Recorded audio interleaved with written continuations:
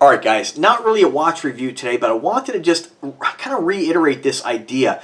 A lot of folks who look at Invicta watches, right? I hear it all the time. Guys are like, oh man, they're just too big. And I get it. Invicta has, I believe, over 4,000 models, give or take. They make a lot of big watches, they do. And I can understand that some guys don't want to wear anything too large. I can totally respect that.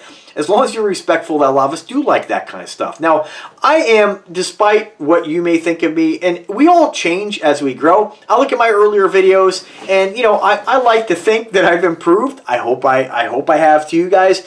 But one thing that I've kind of changed a little bit on, I've always liked watches in general, right? When the big watches came out back, and not even Invicta, I'm talking like the Jacob & Company watches that came out back in like, I don't know, 2002-ish, I was blown away at the size of the watch. As a guy who, I'm not going to say that I was like super hip-hop, you know, but, you know, I mean, styles change, and I think that anybody at any age can say they went through different changes in their style. I used to really like big, baggy jeans, the Jenkos, the Anchor Blue, 30-inch leg openings, big boots. If you remember the movie The Fast and the Furious, when that first came out, the big, huge, like almost like moon boot work boots were really in. Maybe not to you, but you know, to me, that was my style, right? I'd rock like I love the Union Bay board jeans, you know. The Structure Company we used to have. The Structure Company had, and I still like those shirts. You know, actually what's interesting about styles is for a long time, I used to rock the board jeans, the big boots, Doc Marten sandals a lot of times, right? That was really popular. And the kind of muscle shirts, you know. As I got older, I kind of put those clothes away. I don't really like my clothes baggy anymore. I don't think I'll go back to that style because I do think we kind of, when we think about the baggy style, I think it is a little bit indicative of, I guess, maybe a person's age a little bit, you know. Again, I always say wear what makes you happy. I mean, don't, you know, if you like baggy clothes, wear baggy clothes. You ain't bothering me. But for me personally, some of those shirts, you know, kind of came back to me because I like the stuff tighter now and more fitted. You know, so I do think that kind of trends kind of, you know, come around, you know, come back a lot of times in their own kind of way. But I've always loved watches, right? And so when that Jacob watch came out, I wanted, you know, we were younger going to the club. You know, at that time, you know, a lot of the R&B stuff, when we looked at like Jagged Edge and the videos, we emulate what we see from, you know, movie stars a lot of times, you know, and guys that you kind of like look up to and think are cool, you know. And so at that time, you know, the baby blue towel tracksuits were in, and their guys still rocking them. So, you know, again, wherever you like. But my point is that when I saw that Jacob & Company watch in the 47mm in a wrap video, I was like, I gotta have it. After that watch came out, you had a lot of different companies duplicating that kind of style, making the homage watches, right? And I had many of them. I still have some of those. Like you had Simon & Company and Joe Schmo & Company, you know, Bill & Company making kind of similar 5 time zone watches. As that kind of time frame kept going on, watches got bigger and bigger. Then I discovered the Invicta brand. And my point in telling you this is that there was a moment where it's like, oh man, I gotta have the bigger watches. And I still like them. I'll still buy the big watches because there's a time and a place where I feel like wearing something big, huge, over the top. And at times where I just want something like this Invicta, right? Sub-Aqua Specialty 40mm, you know? So it just depends. The nice thing about having a big collection is that you have something wherever you feel like wearing, you can wear it. And the cool thing about watches is I have every watch I've ever got, you know? And so I have kind of a little bit of a story about each watch, for the most part, you know? A lot of my original Walmart, you know, when I was looking to get a watch, and I kind of credit, we're not friends anymore, one of my buddies back in the day, he got a Baume & Mercier watch, paid like $3 for it. He had a little bit of a troublemaker.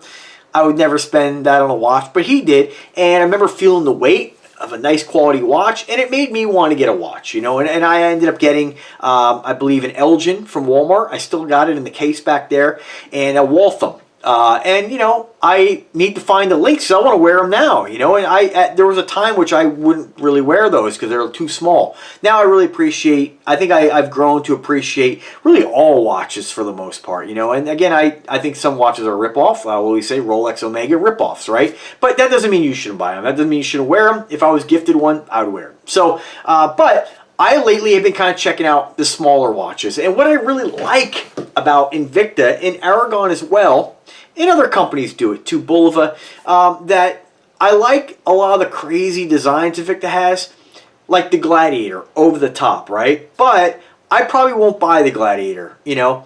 But they have the female version, which really is just a smaller Gladiator. There's nothing that makes this a female watch at 43.2 millimeter. And I said this in my other video when I reviewed this bad boy. It kind of reminds me of the Micro Machines from the 80s, you know. For some reason, I had this fascination with the smaller little toy cars. And so I never collected full-size like Mattel cars or die-cast cars, but I collected the Micro Machines. Why? I don't know. But I absolutely... and I'm sure I'm going to get some comments on that. But I absolutely love the design just shrunken down. Something about it. It's like the next phase in my collecting. So I picked up this Sub-Aqua Specialty. Absolutely love it. I mean, this is not a female's watch, but it is marketed as a female's watch. It has a great wrist presence. And I tell people all the time, if you don't like the big Invicta watches because they're too big, I can respect that. Check out the female section.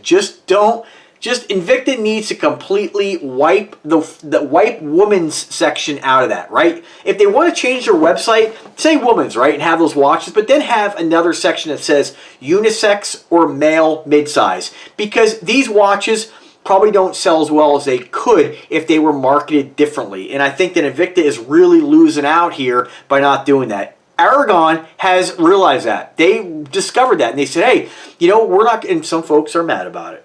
I'm sorry, guys. Not making the 55 millimeters anymore. I get it. But in all honesty, it's a smart business move by Aragon because they're making probably what is the most popular size watches. And usually they make both sides. They have their big ones, which are about 50 millimeters, kind of like their cutoff. And they have like the 40s, 42s. And that's a really great business move because it opens people up to their brand, where normally if you just made it in 50, you're going to lose out on a lot of people. And I think that Invicta is very smart in everything they do with their watches, but they're really not. It's amazing. They have all these different watches: Mickey Mouse, Star Wars, sports teams. You know, they're attacking every consumer from every different angle to build the bridge, so to speak, right? With these different watches. A guy, it may never even look at a watch, but says, "Man, I collect Mickey Mouse," and then he sees an Invicta. He's like, I didn't know anybody made that shit, right? And he buys one, and now you've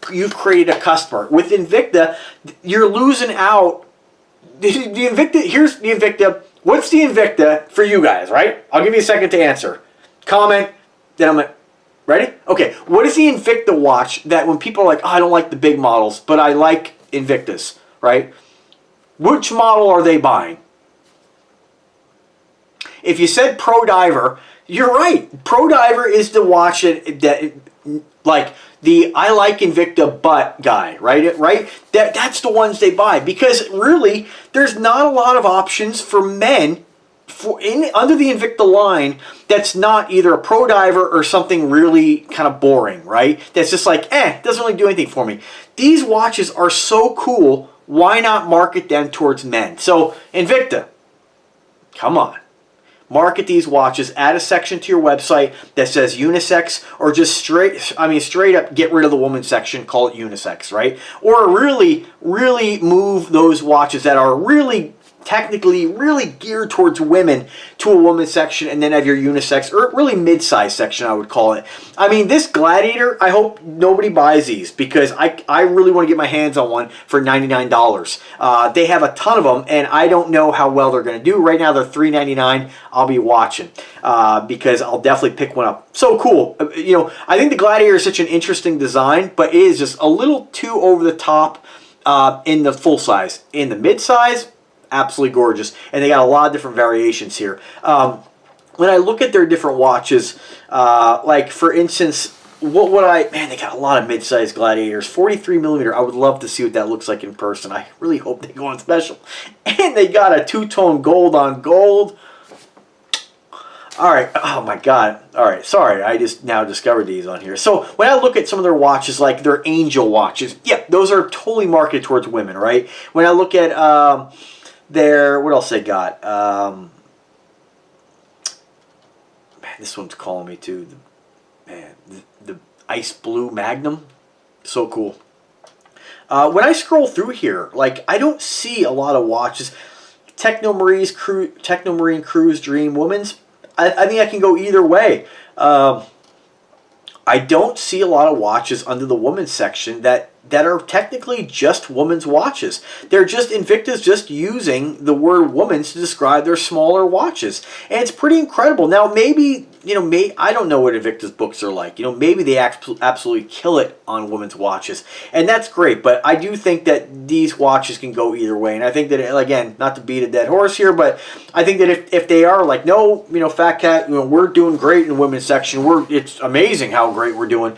You know, I understand them not wanting to get rid of the women's section, but definitely I think that add a second section being like unisex. And most people who are going to their website are probably going to just go, oh, I'm a woman, I'm going to look at women's watches. And guys who are like, oh, I'm looking for mid-size, will just go to, I think mid-size is a better term for it. I want mid-size.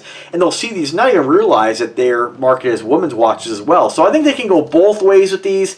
I don't think there's a lot of watches that on their list that are specifically women's watches. So very cool. And I encourage you, the point of this video is I'm going to put the link in the description for you to check them out. Let me know what you guys think. Comment, like, do all that shit we want you to do. But I would really like to see people discover the Invicta brand who just never really thought about checking out the women's section. Because if you just look at this again and just say, oh no, I'm going to look at this with the mindset that these are not women's, these are just smaller watches, they're not really all that feminine, right? They can go either way. So that's my point. Definitely check it out. Definitely check out this bad boy. I think hands down my favorite Invicta model, the Sub-Aqua Specialty. I have it in full size. I have it in mid size. I would love to see them do a jumbo in this model.